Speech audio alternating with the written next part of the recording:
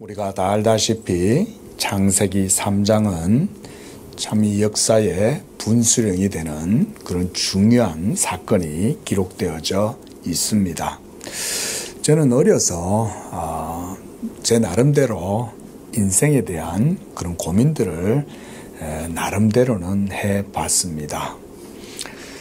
어떻게 보면 생각을 하려고 하는 게 아니라 그저 살면 누구라도 당연하게 그런 고민을 저는 해볼 수 있다고 생각이 됩니다.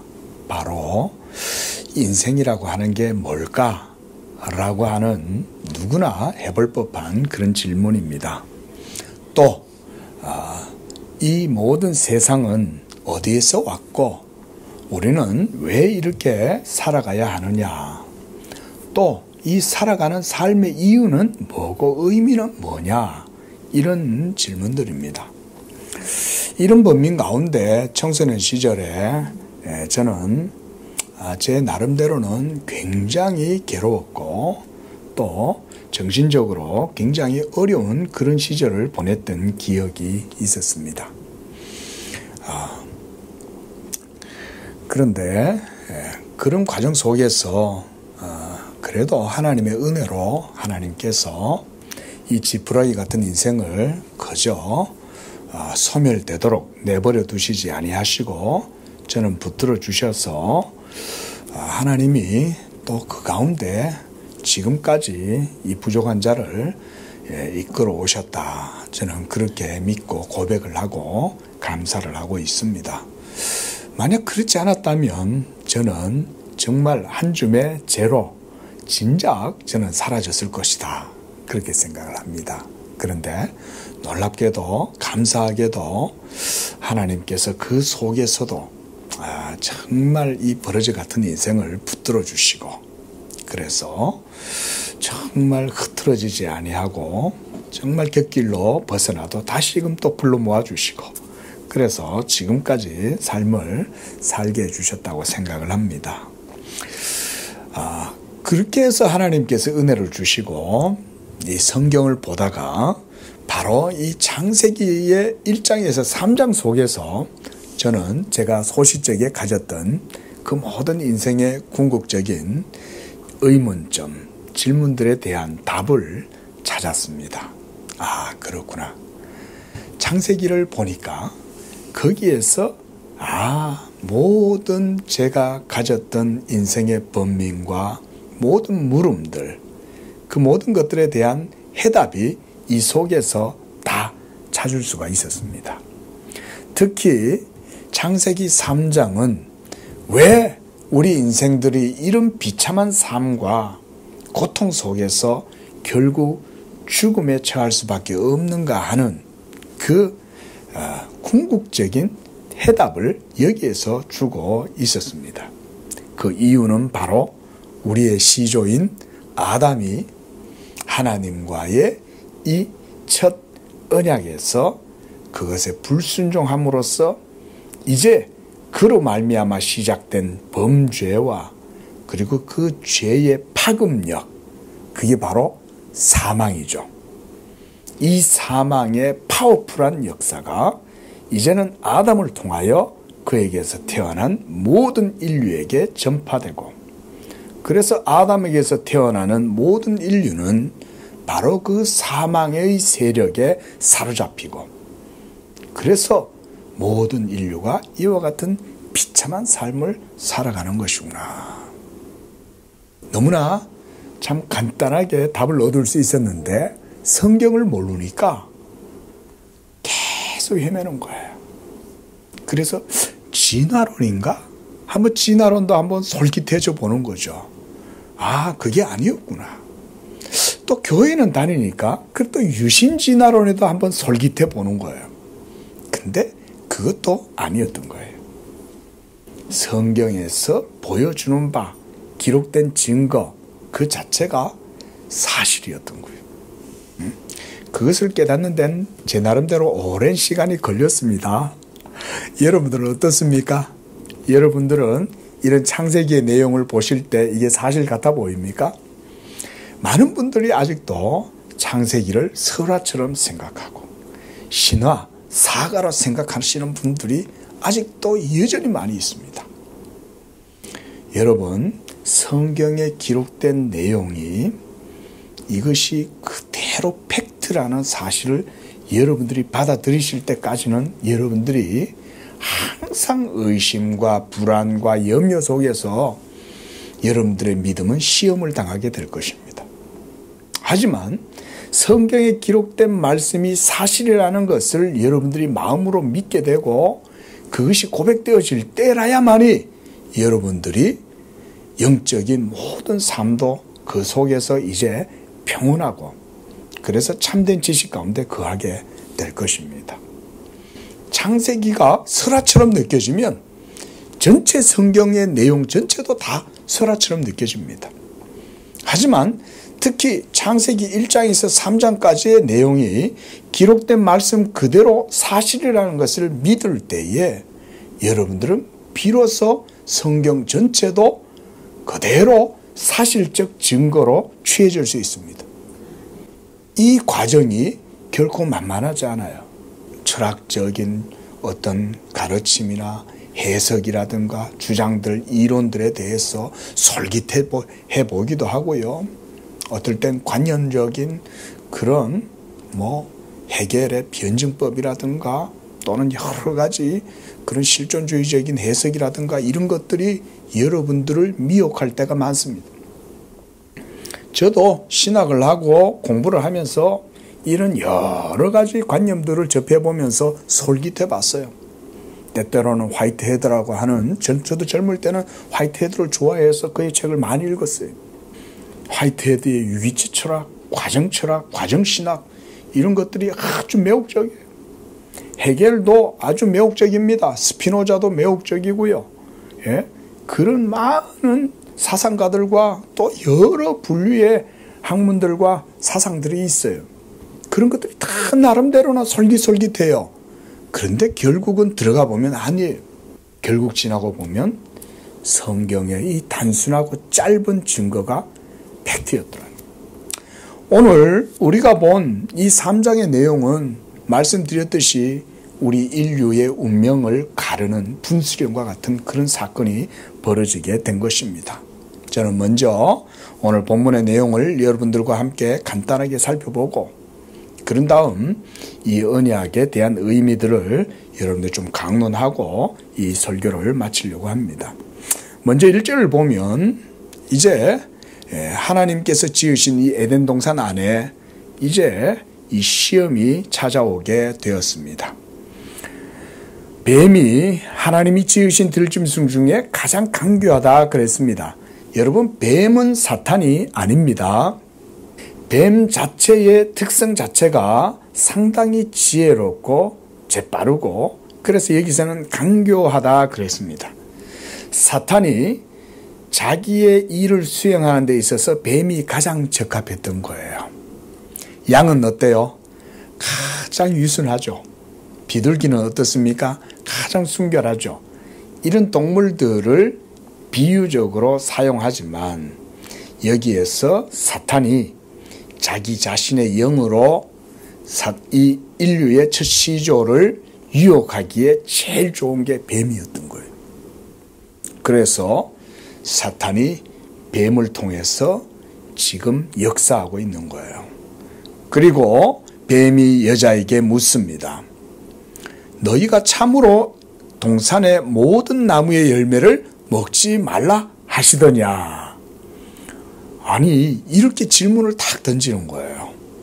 사실은 질문을 던질 필요가 없죠. 하나님이 벌써 말씀하셨잖아요. 말씀하셨는데 질문을 던지심으로써 지금 꼬투리를 잡는 거예요. 이게 마귀의 방법이에요. 여러분 속지 마세요.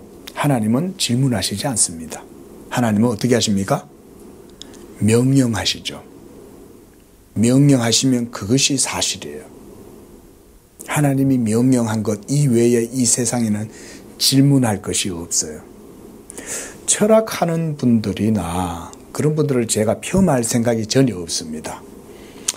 저는 앞서도 말씀드렸듯이 철학하는 것은 그렇게 따지자면 우리가 기독교 신학에서는 철학도 그저 일반 은총의 영역에 속해 있는 것이다. 저는 이렇게 생각을 합니다. 그런데요, 철학이 때때로 혼란을 줄 때가 있어요.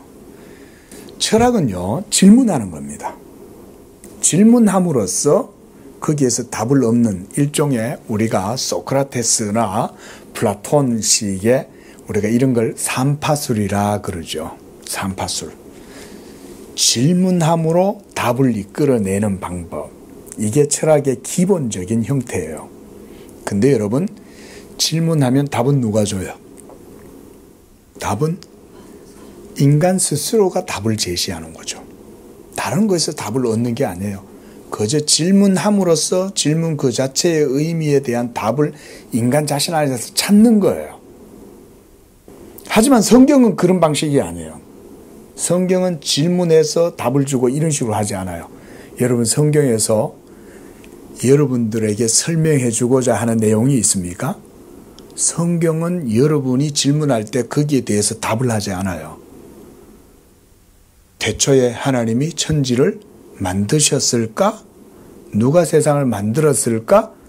그것에 대한 답으로 창세기 1장 1절은 말하지 않죠.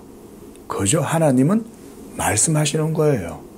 그리고 하나님이 했다 라고 말하지, 그것에 대해서 너희가 이렇게 질문했으니 그 질문에 대해서 내가 답을 하마, 성경은 이렇게 절대 얘기하지 않습니다. 성경 그 자체가 하나님의 엄명, 조금 전문적으로 말하면 엄명이에요. 그냥 하나님이 말씀하시고 명하는 거예요. 그거 이외에 우리가 할 바는 뭐예요? 그것을 그저 듣고 순종하고 믿음으로 받는 것 외에는 없어요. 이런 게 기본적인 언약의 형태입니다. 하나님은 말씀하시는 거예요. 이 모든 세계가 어디서 왔냐? 막 우리는 질문 던지죠. 아니요. 성경을 펼치면 하나님은 그저 말씀하시는 거예요. 하나님이 태초에 천지를 창조하셨다. 이 세계는 하나님이 6일 동안 창조하셨다. 7일에는 하나님이 그 날을 특별히 귀하게 여겨서 그 날을 복되게 해서 안식일로 정하셨다. 질문이 없어요. 우리는 왜 하나님 7일날 우리는 쉬어야 되나요? 왜 안식해야 되나요?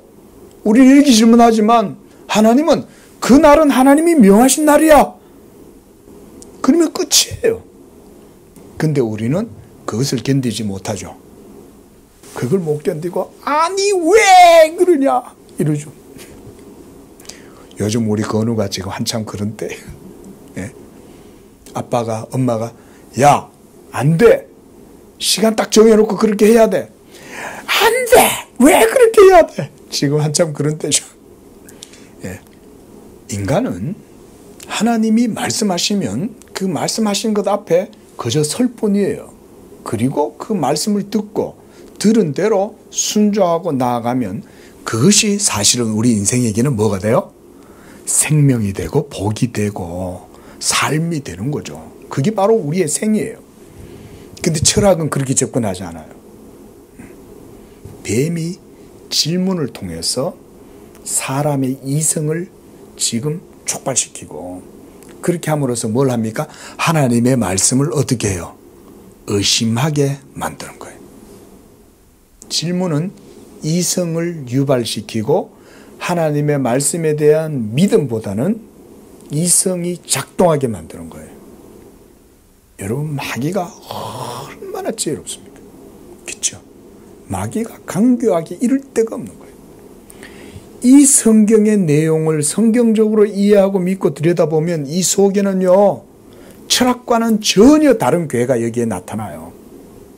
그래서 우리가 성경은 철학적으로 보면 안 돼요. 철학은 질문하고 그 질문에 대한 답도 인간이 내려요. 근데 그 답이 정의롭고 참됩니까? 그렇지 않죠. 사실은 모순이에요. 모순. 자기가 질문해놓고 자기가 답을 내리면 그게 참된 답이 됩니까? 애시당초 답을 내리는 사람이 질문을 하든지 해야지. 근데 성경은 질문하지 않습니다. 나중에 보세요. 사도 바울도 그렇게 얘기합니다. 그리스도 예수 안에서는 예만 있고 아니라 함이 없다 그랬어요. 내가 아니라고 생각할 때는 양심으로 확증하면 돼요. 그게 아니야. 아니다 맞다고 없어요. 오직 예수 그리스도에게는 예만 되느니라고 그랬어요. 예만 된다. 하나님이 예수 그리스도를 통해서 이제 말씀하실 때는 그 예수 그리스도의 말씀 이외에 다른 것은 모두가 아니에요. 오직 예수 그리스도를 믿는 믿음으로 나아갈 때는 예수 그리스도는 예만 되는 거예요. 우리가 예수 그리스도를 믿을 때는 아니라 함이 없어요. 이거 고기 먹어도 돼, 안 돼? 예수를 믿어. 그러면 예가 되는 거예요. 이거 속된 음식 아니야? 이거 성스러운 음식이야? 속된 음식이야? 여러분, 이런 것에 대한 구별이 이제는 예수 그리스도 앞에는 다 없어요. 아니라 하면 아니고 예면 예지, 그 중간에 없어요. 오직 예수 그리스도를 믿는 믿음으로 나아가면 모든 것이 다 예가 되느니라. 다 예가 되는 거예요. 하나님의 말씀에는 아니라 함이 없어요. 다 예예요. 예스예요. 그러니까 변증법이 없어요. 철학자들은 그걸 모르니까 전부 다 변증이야. 아니오와 예스와 아니오, 이 두 가지를 가지고 계속 그 속에서 아니죠. 여러분, 철학에 빠져들면 안 돼요. 이 3장 속에는 놀라운 철학이 들어있어요. 근데 놀랍게도 사탄은 이성을 추궁하고 이성을 촉발시켜요. 그렇게 해서 하나님의 말씀을 믿지 못하게 해요. 그래서 보세요. 모든 나무의 열매를 하나님이 참으로 먹지 말라 하시더냐? 아니, 당연히 말했는데 말해놓은 사실을 아닌 것처럼 질문을 던지는 거예요. 그러니까 2절에서는 이제 하와가 말을 잘했어요. 동산 나무의 열매를 우리가 먹을 수 있으나 동산 중앙에 있는 나무의 열매는 하나님의 말씀에 너희는 먹지도 말고 만지지도 말라, 너희가 죽을까 하노라. 여기에 벌써 딱 잡힌 거예요. 하나님의 말씀에 대한 명확한 명령에 대한 고백이 부실한 거예요. 하와가 직접 하나님의 말씀을 들은 건 아니었어요. 아담이 명했는데 아담이 하와에게 얘기해 주었겠죠. 근데 하와가 하나님의 명령 듣는 것에 대한 정확한 입장을 세우지를 못한 거예요. 그러니까 죽을까 벌써 빈틈이 생긴 거죠. 마귀가 여기를 탁 치고 들어가는 거예요. 아니야. 4절 보세요. 뱀이 여자에게 이르되 너희가 어떻게 해요? 결코 그런 거예요. 결코. 거짓말을 치는데 아주 단호하게 치어 들어가는 거예요. 이게 마귀의 방법이 얼마나 여러분 참 그냥 지혜로울 뿐만 아니라 아주 단호해요. 거짓말을 칠 때도 아주 그냥 확 후려치는 거예요. 여차하면 딱 잡아가지고 치고 들어오는 거죠. 그러니까 너희가 결코 죽지 않으리라. 자, 2장 앞에서 17절에 하나님은 뭐라 그랬어요? 너희가 반드시 죽으리라 그랬어요. 하나님은 반드시 죽는다라고 이렇게 딱 못을 박았는데 마귀는 정반대로 결코 죽지 아니한다. 하나님의 말씀을 정반대로 거짓말을 탁 치는 거죠. 예. 또 그냥 안 쳐요. 5절에 보면 이제 유혹을 하는 거예요. 탁 한번 후려쳐놓고는 뭐라고 합니까?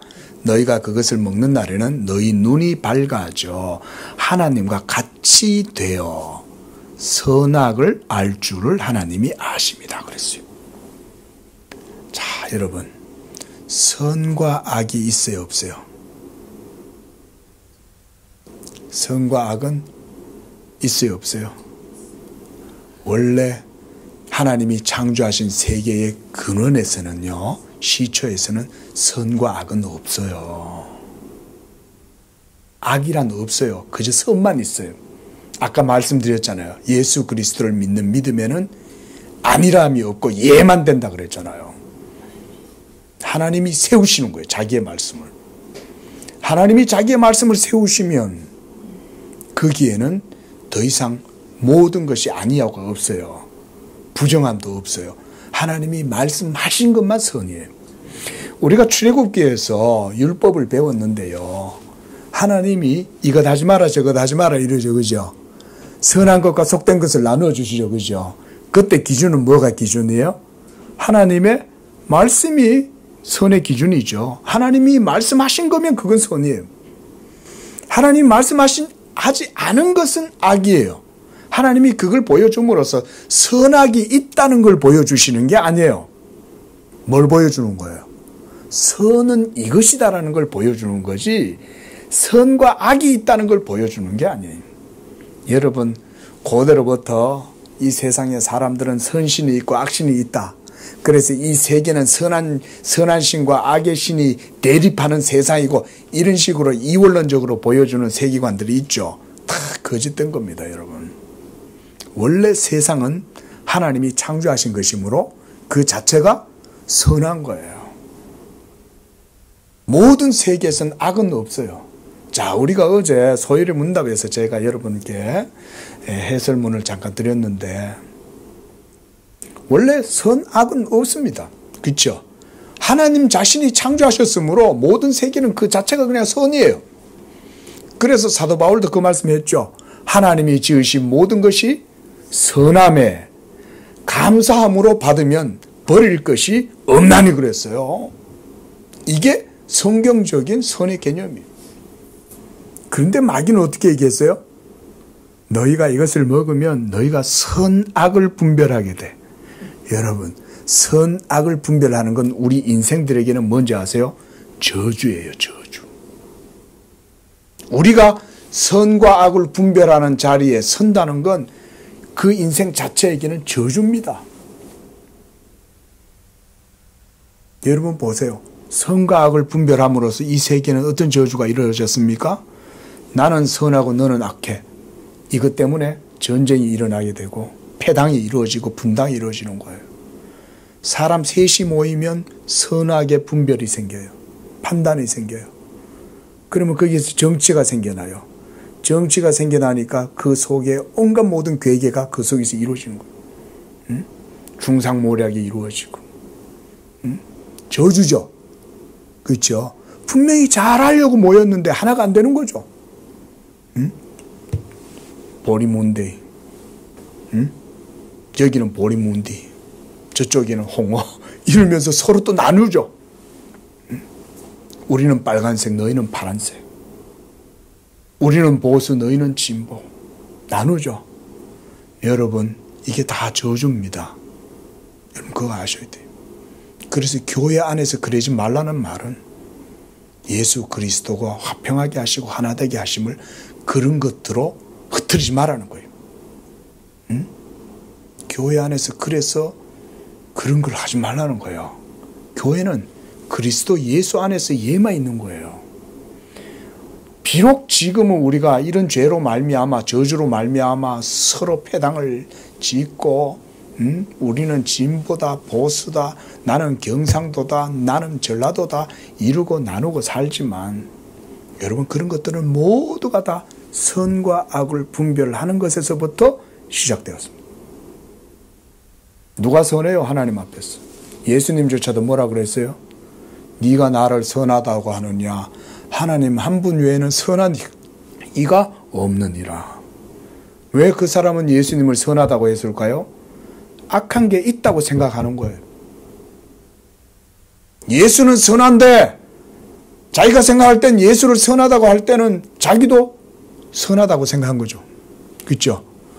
자기가 예수님을 이렇게 높여줌으로써 자기도 은근히 예수님한테 붙어가는 거죠. 그러면 자기가 예수님을 선하다고 했을 때 그 판단 바깥에 있는 사람들은 모두 어떤 사람들이에요? 악한 사람들인 거예요. 나쁜 사람들인 거예요. 이 선악을 판단하는 의식 때문에 인류가 저주에 빠져들어간 거예요. 여러분, 이것은요 다른 사람을 향해서도 아니고 자기 자신 안에서도 그게 이루어집니다. 여러분, 편집증이 왜 생기는지 아세요?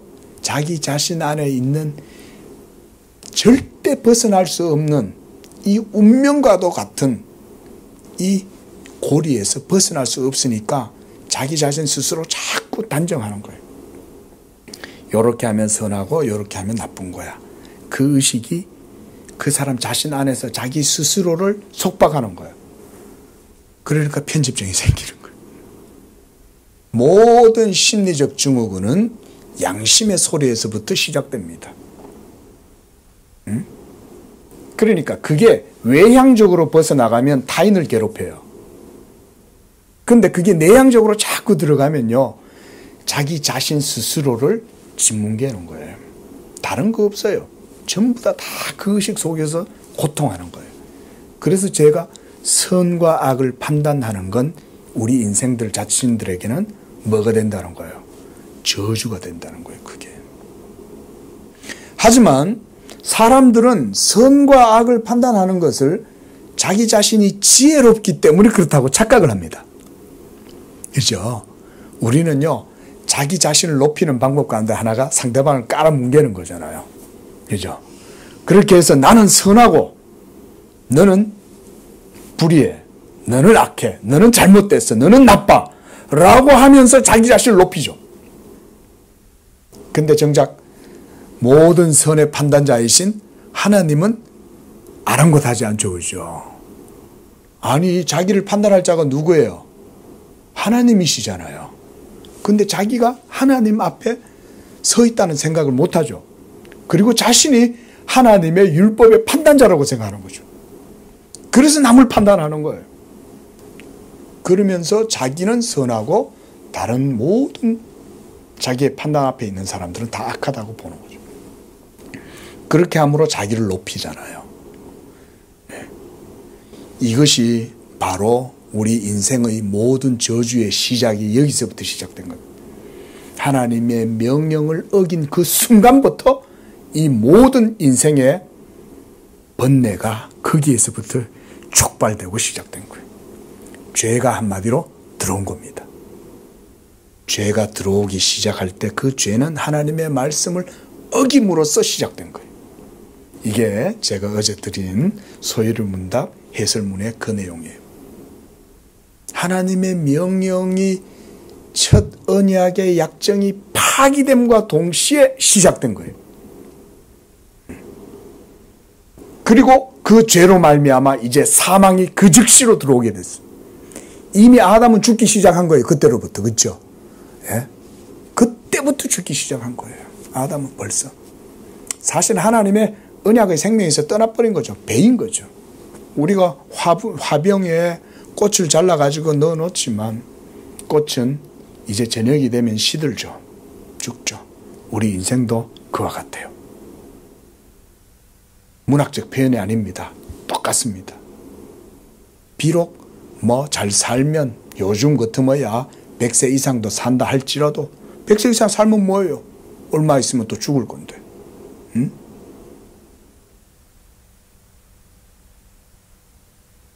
이것이 바로 5절에 나타나는 인생들의 저주입니다. 그러나 마귀는 너희의 눈이 밝아져 하나님과 같이 된다고 얘기한 거예요. 그러니까 그때부터는 이제는 눈이 바뀐 거예요.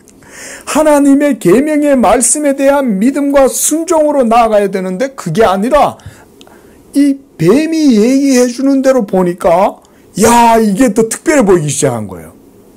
이성으로 보기 시작하고 판단하기 시작하는 거예요. 여러분, 하나님의 말씀을 우리가 판단할 수 있어요? 그래요, 안 그래요? 하나님의 말씀은 판단할 수 없어요. 여러분들이 내일은 오늘 해가 동쪽에서 뜨네, 내일은 서쪽에서 해가 뜰 거야, 우리가 그렇게 생각한다고 해가 서쪽에서 뜹니까? 무슨 얘기냐면 하나님의 말씀은 절대적이고 객관적이고 보편적이라는 거예요. 하나님의 말씀에 대해서 여러분들이 이런 믿음을 가지고 믿지 않으면요, 예수 믿는 믿음도 바르게 설 수 없어요. 예수로만 구원받는다라고 얘기해도 사탄은 뭐라고 얘기해요? 예수만 구원이 있다고 얘기하지 마라. 구원을 받는 건 다양한 종교에서도 받을 수 있어. 이렇게 말하죠. 오늘날도 마귀는 여전히 동일한 방법으로 계속 여러분들의 믿음을 시험합니다. 구원에 이르는 길은 한 길로 있지 않아. 예수만이 구원이 아니야. 산에 올라가는 정상에는 관악산에 올라갈 땐 저 서울대학 쪽에서도 올라갈 수도 있고, 이쪽 봉천동에서도 올라갈 수도 있고, 저 광명에서도 올라갈 수도 있지. 안양에서도 올라갈 수 있고 과천에서도 올라갈 수 있어. 하지만 정상에는 올라가는 건 한 길이 아니잖아. 여러 길이잖아. 마귀는 오늘날도 이렇게 얘기하죠. 근데 하나님 뭐라 그래요? 하나님이 세우신 말씀 예수 그리스도 외에는 구원이 없어. 그 예수를 믿어야만 구원받아. 이게 하나님의 언명이죠. 근데도 오늘날도 마귀는 똑같이 그렇게 하고 있어요. 하나님이 말씀하셨을 때 그 말씀하신 것은 우리의 판단 대상이 아니에요. 하나님이 말씀하면 우리는 그저 예하고 순종하고 나아가야 돼요. 그래서 6절에 그 열매를 따먹고 자기와 함께한 남편에게도 주매 그도 먹었다. 여기서 중요한 건요. 뱀이 뭐라 그랬냐면 너희가 하나님과 같이 되어 그랬다는 거예요. 이게 더 중요한 내용이에요. 왜? 하와는 그 동산 중앙에 있는 생명나무의 열매도 있는데 선악을 알게 하는 나무가 더 먹기에 탐스럽고 보기에 좋게 되었을까요? 그게 이제는 보니까 이성적으로 생각해 보니까 아 그렇구나. 저걸 먹으면 우리도 하나님과 같이 되는구나 라고 생각을 하니까 이게 훨씬 더 먹기에 보암직도 하고 탐스럽게 된 거예요. 왜 탐스럽게 보였을까요?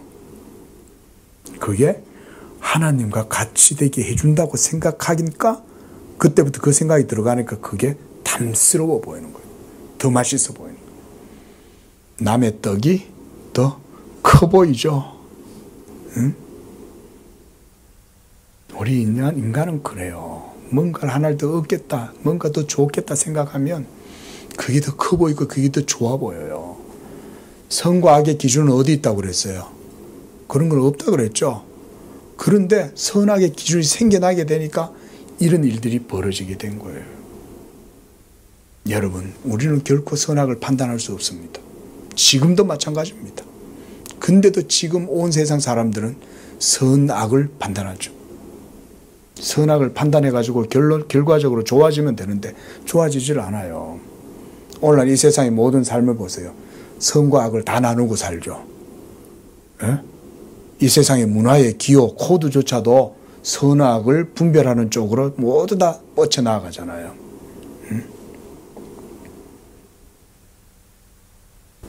모든 문화의 코드가 발전하고 그래서 그것이 자리매김하는 것 속에도 모두 선악의 판단이 다 그 있습니다. 여러분 그거 아셔야 돼요.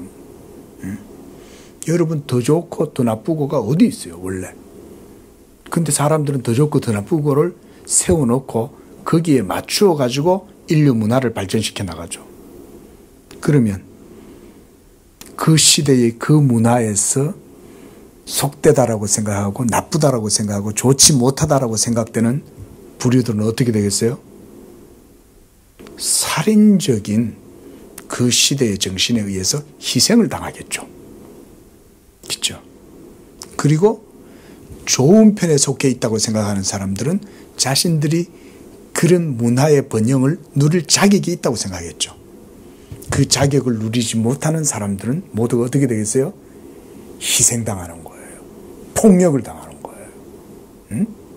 마귀가 그 위에서 집권하고 있는 거예요. 여러분, 그래서 세상의 아름다움을 쫓아가면 큰일 나는 거예요. 그러면 세상의 아름다움 안 쫓아가면 되겠네? 그게 아니에요. 하나님의 말씀을 따라가야 돼요. 하나님의 말씀을 따라가야 되는 거지. 속세를 버리고 막 이렇게 그냥 뭐 절에 가가지고 뭐 산중 암자에 짚고 하면서 도 닦는다고 그게 그러면 더 선한 거냐? 그것도 아니에요. 예? 세상을 버린다고 해서 선한 것도 아니요. 세상을 따른다고 선한 것도 아닙니다. 하나님의 말씀을 따라가야 거기에 선이 있는 거예요. 응? 이거가 감추어져 있는 거예요. 이 사실이 감추어져 있는 거예요. 그러니까 모두 다 그 속에서 울고 울며 인생의 해악을 그 속에서 노래하고 그러면서도 답은 못 찾죠. 울고 웃으면서 응? 그러고 살아가는 게 인생인 줄 아는 거죠. 하나님께서 이제 그들에게 찾아오십니다. 그런데 그들은 이제 죄의식이 생겨나기 시작했습니다. 자, 이 죄의식, 이게 모든 인류의 병적 증후군의 근원이죠. 죄 때문에 생겨나는 거예요. 제가 앞서 편집 중 얘기를 했지만 왜 사람들은 그런데 사로잡힐까요? 왜 징크스에 사로잡힐까요? 왜 미신적인 두려움에 사로잡힐까요? 누가 뭐라고도 안 그러는데 자기 스스로 그러는 거예요. 자기 스스로 어디서? 자기 마음의 양심 속에서 죄의식이 막 생겨나요. 그럼 여러분 그 죄의식의 근원이 어디서부터 시작됐을까요? 아담에게서부터 시작된 거예요. 죄의식은요, 개인 한 사람에게서 시작되는 게 아니에요. 아담에게서부터 다 유전되어져 가지고 그 죄의 모든 영향이 그에게서 난 모든 인류 가운데 다 퍼져나가는 거예요. 그것으로 온 세계는 저주 가운데로 빠져들어간 거예요. 벗어날 수 없어요. 악순환은 계속 반복돼요. 예. 뭔가 잘해보려고 했어요. 노력했어요. 가정을 위해서 내가 수고하고 정말 착하게 살아보려고 애썼어요. 우리가 그런 드라마를 얼마나 많이 봅니까? 제가 어줍지 않게 문학을 배웠지만 문학 작품들이 대부분 다 그런 거 아니에요. 잘해보려고 노력하죠. 근데 어때요? 희한하게 착한 사람들이 먼저 이 세상에 떠나가죠. 꼭 빌런들, 배드가이들, 블랙가이들, 나쁜 놈들, 이런 놈들이 훨씬 더 잘 사는 것 같죠. 뭐 때문이겠어요? 그런 게 전부 다 저주예요, 여러분. 저주. 그렇다고 해서 잘 살려고 노력하지 말라는 말도 아니고 착하게 사는 삶을 포기하라는 말도 아니에요. 하지만 아담에게로부터 흘러내려오는 모든 죄로 말미암는 저주는 절대 벗어날 수 없어요. 오직 그런 고통 속에서 예수 그리스도의 이름을 부를 때만이 그것을 벗어날 수 있다. 출구가 없는 게 아니에요. 하나님이 자기의 말씀을 다시 세워놓으신 거예요. 첫 언약으로 말미암아 깨어진 이 언약의 판을 하나님이 다시금 세우신 거예요. 우리 로마서 말씀 5장 말씀을 찾아보겠습니다.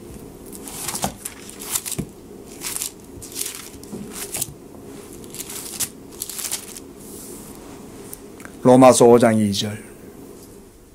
좋습니다. 1절부터 2절까지만 읽어봅시다. 자, 로마서 5장 1절과 2절. 자, 하나님이 이런 아담의 저주 가운데 있는 이 세계를 향하여 자기의 새 언약의 말씀을 세우셨다. 자, 시작.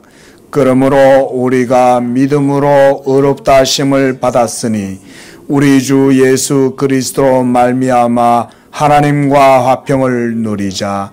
또한 그로 말미암아 우리가 믿음으로 서 있는 이 은혜에 들어감을 얻었으며 하나님의 영광을 바라고 즐거워하느니라.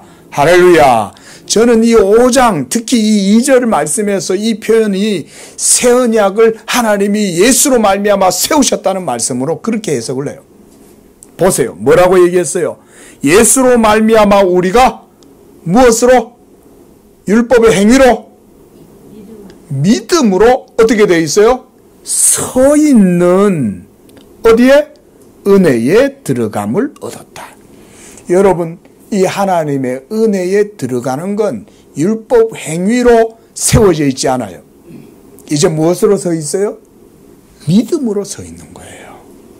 예수 그리스도를 믿음으로 말미암아 서 있는 그 은혜, 이 은혜가 바로 새 언약의 은혜예요. 저 첫 언약은 아담이 하나님 앞에서 그 계명의 말씀에 순종함으로써 세워져 있었지만 그 첫 언약은 아담의 불순종으로 말미암아 파기되어 버린 거예요. 더 이상 이제는 율법 행위로는 그 하나님이 세우신 언약 가운데로 나아갈 수 없어요. 그러나 하나님께서는 이제 자기의 자비하심으로 새 언약을 세우신 거예요. 누구로 말미암아? 예수로 말미암아. 어떤 방식으로? 믿음의 방식으로. 믿음의 방식으로. 믿음으로 우리가 이제 하나님이 세워놓으신 이 새 언약의 은혜 가운데로 나아가게 되는 거예요. 저는 그래서 이 로마서 5장 특히 이 2절의 말씀을 그렇게 언약적으로 이해를 해요. 믿음으로 서 있는 거예요.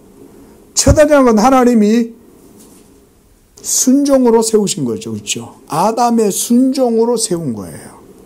그런데 하나님께서는 이제 예수 그리스도를 믿음으로 말미암아 그 은혜에 들어가게 하신 거예요. 이렇게 그 양심의 두려움으로 말미암아 10절에 아담은 하나님께 말합니다. 내가 벗었으므로 두려워하여 숨었나이다. 보세요. 자, 선악과를 먹기 전에는 이들이 벗고 있었다는 거예요? 안 벗고 있었다는 거예요? 홀라당 벗고 있었던 거예요. 자, 우리 다 같이 한번 벗어봅시다. 지금 안 되죠. 그런데 선악과를 먹기 전에는 그들이 나체의 상태로 있었는데도 전혀 부끄러움을 몰랐다는 거예요. 그 말은 좀 무슨 말일까요? 선과 악을 판단할 수 있는 의식이 그전엔 없었다는 얘기죠. 하나님이 창조하신 순수무구한 그 자체로 모든 게 선했기 때문에 아름다운 거예요. 그 아담이 하와를 봤을 때 하와는 옷을 입고 있었어요? 벗고 있었어요? 벗고 있었는데 그 하와의 나체를 보고 아담은 뭐라 그랬어요? 부끄러워했어요? 에이 뭐야 옷 입어! 그랬어요? 뭐라고 그랬어요? 뼈 중에 뼈요 살 중에 살이로다. 이야 이게 완전 천생연분 찰떡궁합이네 하고 그 여인의 나체를 보고 그 여인의 여체가 너무너무 아름다운 거죠. 그렇죠? 여기에 선악의 판단에 개입됐어요? 안 돼 있었어요? 안 돼 있었죠. 선악이 전혀 개입되지 않은 상태니까 의식이 하나님의 말씀하신 그 말씀 그 자체를 그대로 받아들이고 있으니까 이게 너무너무 아름다운 거예요. 그러니까 예만 있지, 예만. 아담에게는 판단의식이 없어요. 예만 있는 거예요. 하나님이 창조하신 세계 그대로를 그냥 그대로 긍정하고 받아들이는 거 이외에는 다른 그 어떤 의미도 없어요. 근데 이제 그들에게는 선과 악을 분별하는 의식이 생겨나기 시작했어요. 왜? 하나님의 말씀을 떠나서 자기들이 스스로 하나님과 같이 되려고 했기 때문에. 그래서 선악을 분별하는 게 저주인 거예요, 여러분.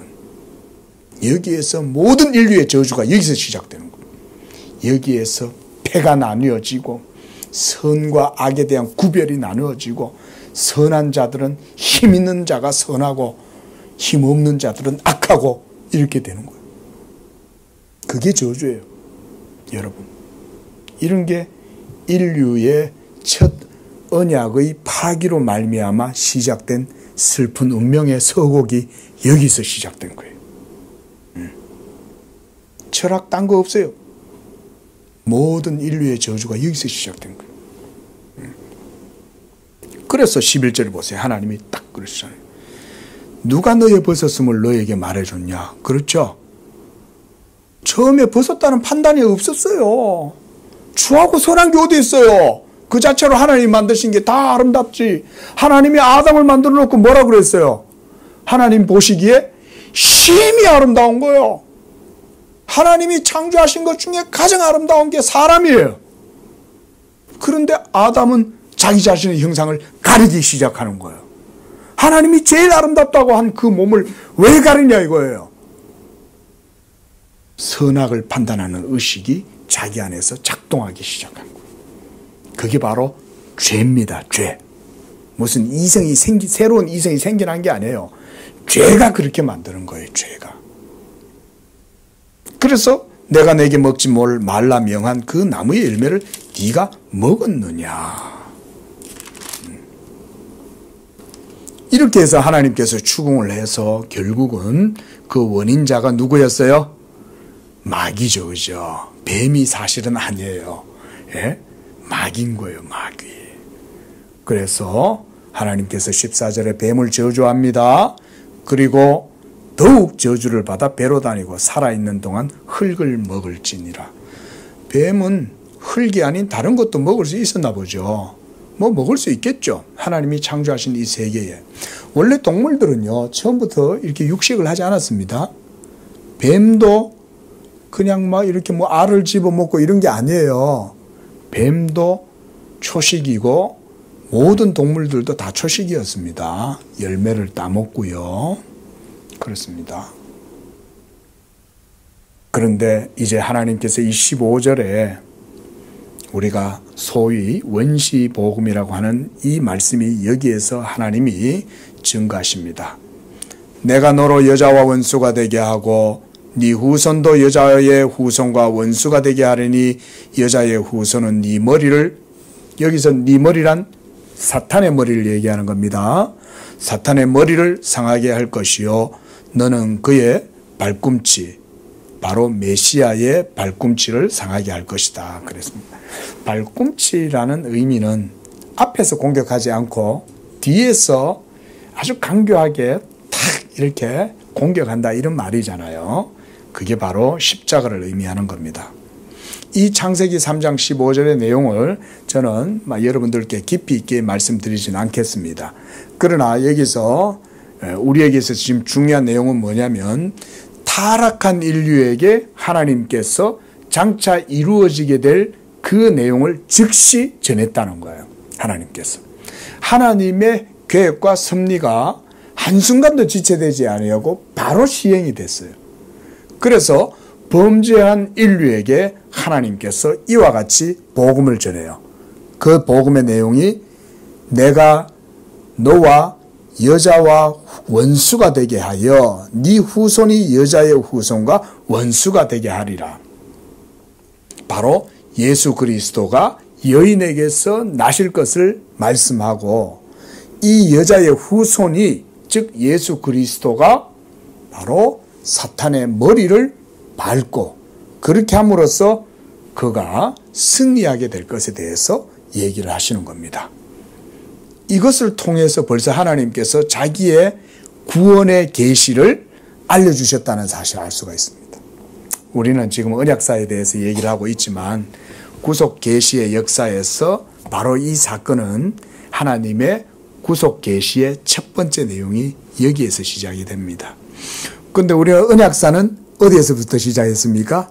2장에서부터 시작했어요. 그죠? 하나님의 언약의 역사는. 그런데 그 언약의 역사가 이제 첫 언약이 여기에서 깨어지게 되고 여기에서부터 하나님이 구속 계시를 시작을 하시는 겁니다. 자, 이제 17절을 보시기 바랍니다. 네 아내의 말을 듣고 내가 내게 먹지 말라 한 나무의 열매를 네가 먹었은즉 땅은 너로 말미암아 저주를 받고 너는 네 평생에 수고하여야 그 소산을 받으리라.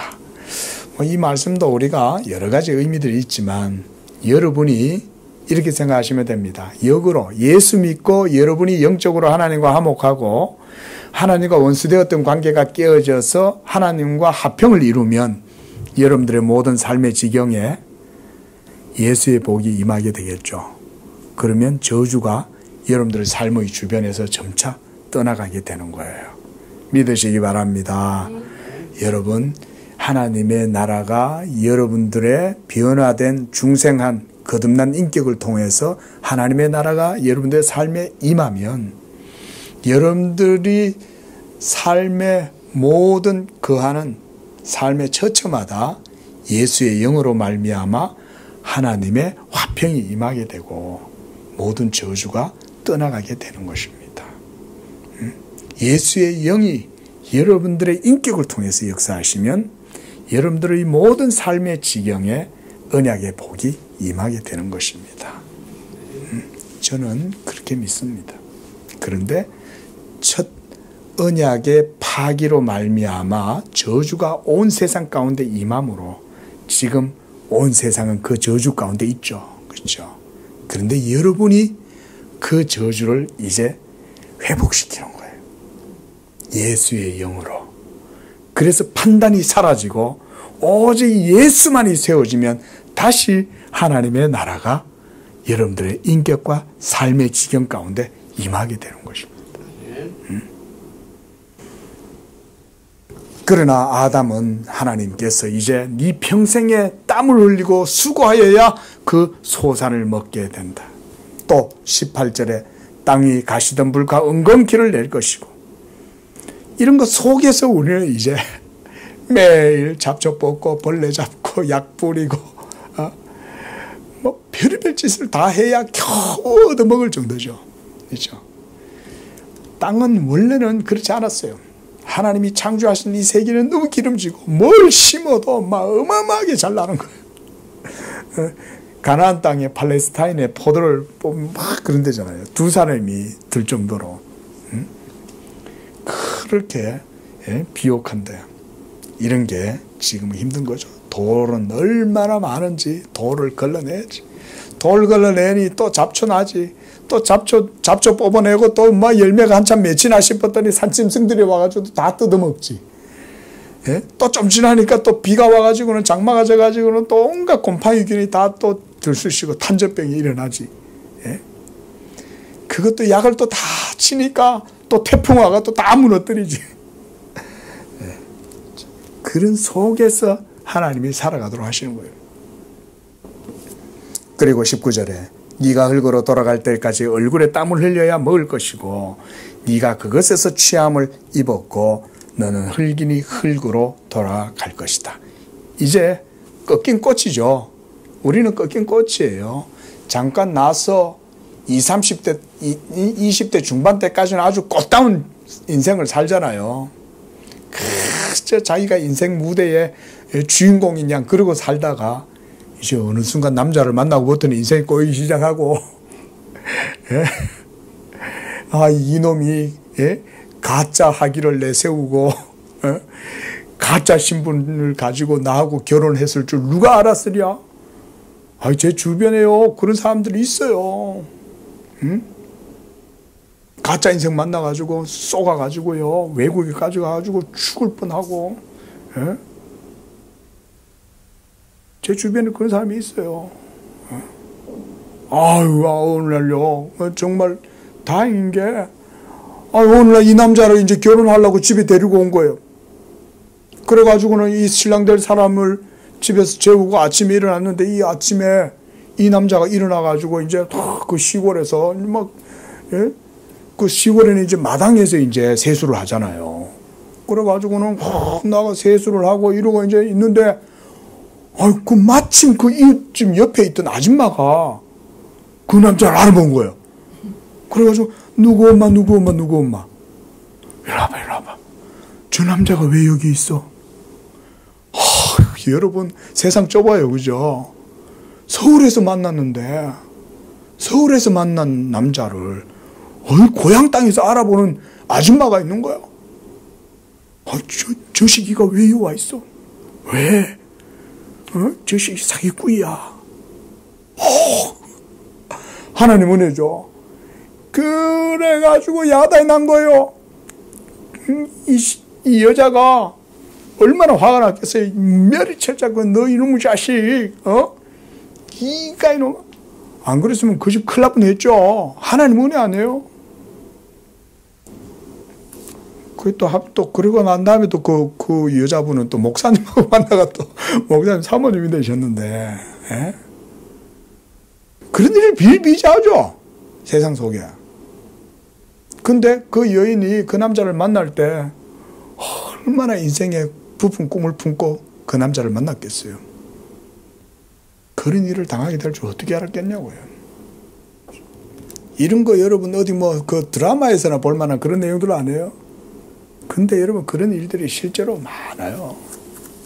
그러나 하나님께서는 이 첫 인류에게 이제 21절에 여호와 하나님이 아담과 그의 아내를 위하여 가죽옷을 지어 입히시는 거예요. 여기에 벌써 가죽옷을 지어 입히면 뭐가 생기나요? 한 생명이 죽음을 맞이하게 되죠. 그렇죠? 한 짐승이 대신 죽임을 당해야 돼요. 이것도 저는 그래서 예표적으로 봅니다. 분명히 하나님이 짐승의 가죽을 벗겨서 옷을 입혔을 때 여러분 그 짐승은 저는 단언코 양이었다고 생각을 합니다. 개인적으로는. 성경에는 양이라고는 얘기하지 않지만 양이었을 것이다. 그리고 이후에 모든 후손들은 하나님께 번제물을 드릴 때 자연스럽게 양을 잡았겠죠. 죄의 파급 효과는요, 지금도 역사하고 있는 거예요. 여러분의 몸 속에는 지금도 이 죄가 역사하고 있는 거예요. 그 죄 때문에 우리의 몸은 병들어가고 우리의 관계는 깨어져 가고 슬픔과 고통이 우리의 삶을 붙들고 있는 거예요. 그러나 그리스도 예수 안에 있는 자에게는 결코 정죄함이 없는 줄로 믿습니다. 우리의 몸은 날로 죄로 말미암아 쇠하여 갈지라도 그리스도 예수 안에 있는 우리에게는 이 부활의 새 생명의 능력이 우리 안에 역사하고 있는 줄로 믿습니다. 이게 우리의 소망인 거예요. 우리가 이제 바라보고 소망을 걸 거는 이거밖에 없어요. 예수 안에, 예수만이 내 생명이고 예수만이 나의 부활이요, 예수만이 내 소망이다. 이걸 품고 살아가게 될 때 그 안에서 우리는 참 이 부활 소망을 누리게 되는 것입니다. 하나님께서 예수 그리스도를 예표한 이 가죽옷을 지어 입히셔서 그들의 수치를 덮어주시는 거예요. 하나님이 덮어주신 거예요. 그들은 수치를 어떻게 덮을 줄도 몰랐어요. 그저 했다는 게 고작 나뭇잎 갖다가 붙여가지고 어디 호박잎 같은 거 하나 이렇게 걸쳤겠죠. 예? 근데 하나님이 가죽옷으로 그들을 덮일 때 그 짐승은 대신 그들의 수치를 덮기 위해서 죽임을 당한 거예요. 이게 번제의식의 시작입니다. 여러분, 희생제물이 여기서 나와요. 우리가 희생제사가 있잖아요. 이런 어떤 의식들이 이런 것을 통해서 하나님이 마련해 주신 것입니다. 그리고 이제 인류는 22절과 24절에서는 더 이상 에덴 동산으로 출입을 할 수 없도록 하나님이 거기를 막아버리신 거예요. 사실은 이렇게 막음으로써 하나님은 새로운 길을 사실 준비해 놓으셨죠. 그게 바로 창세기 3장 15절이죠. 에덴 동산으로 이제 직접 들어갈 수 없지만 이제는 여인의 후손을 통하여 이제는 그 에덴 동산으로 나아갈 수 있는 길을 하나님은 예비해 주시는 거예요. 그래서 22절에 보면 이 사람이 선악을 아는 일에 우리 중 하나같이 되었다. 선악을 아는 일에 우리 중 하나같이 되었다라고 하는 이 말씀에 대한 해석은 여러 가지 설들이 많이 있어요. 그러나 저는 이것을 특별하게 생각하지 않습니다. 사실은 선악을 아는 일은 없잖아요. 그렇죠? 오로지 선밖에 없어요. 원래 세계는. 그런데 선악을 아는 일이 우리 중에 하나같이 되었다는 이 표현은 저는 이것을 조금 부정적인 말씀으로 해석을 합니다. 오로지 선악을 판단하는 일은 하나님밖에 없잖아요. 그렇죠? 그러니까 얘네들이 우리같이 되고자 하니 저는 이런 의미로 봐요. 사람이 하나님같이 될 수 있습니까? 하나님같이 될 수 없죠. 심지어 하나님 앞에서는 악도 하나님 앞에서는 어떻게 돼버려요? 선이 돼버리죠. 하나님은 악조차도 선으로 바꿔버리실 수 있는 능력을 갖고 계시잖아요. 하나님은 그런 분이죠. 하나님은 어둠도 빛으로 만들어버리시는 분이에요.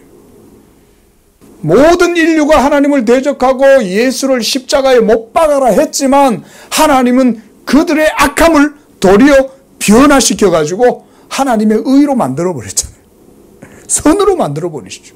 이게 하나님의 방법이죠. 그러니까 원천적으로는 하나님 앞에서는 악이 없어요.